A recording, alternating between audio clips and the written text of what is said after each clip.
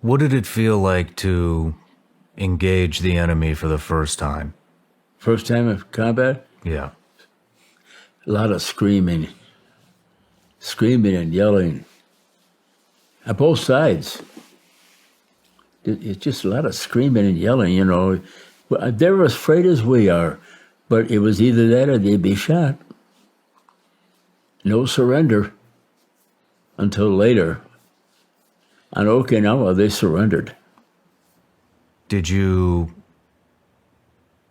describe what it was like to shoot the flamethrower? Was it bursts? Was it one long On a body? sweep? You know, at first, if the fire was just on their back, like, they would run. They just, I suppose they're out of their minds, but they would run, and of course our rifleman would pick them off, you know. But it's a tormenting, it hangs, of course it sticks on your clothes first and then burns. Well, then you know it's going right through the clothes in your body, in their face, you know. Some surrendered had faces burned, some of their bodies, and they didn't wear, it was hot on there during the day, and they wear these little briefs, or I call them diapers. There's a word for it, but I don't know what it was. I call them diapers. And they would be coming out, running out of the caves with those diapers. It was hot in those, it was smelly, terrible in those caves. Lice, they were full of, we had to spray them prisoners. We fumigated them. It was terrible, sprayed them. Or it was spread like wildfire. Put them in a compound. Never touched them.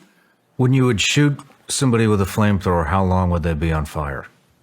Pardon?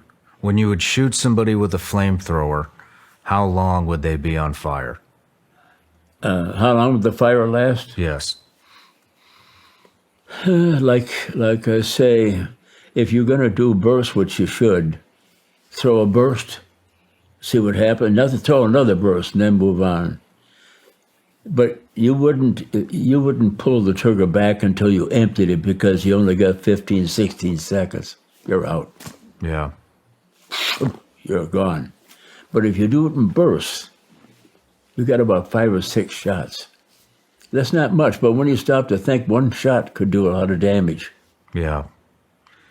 How many people could you engulf in flames? Because they're all in a cave, you don't know. You hear a lot of yelling. They yell all the time. They try and scare you with yelling. They scream and yell at you when they come at you. So you know, it all sounds the same, you know. I don't know what the engineers found, whether they were all burned up or not, we don't know. But you have to move. You can't stand there. You move. Don, let's talk about some foxhole stories. That's the foxhole stories.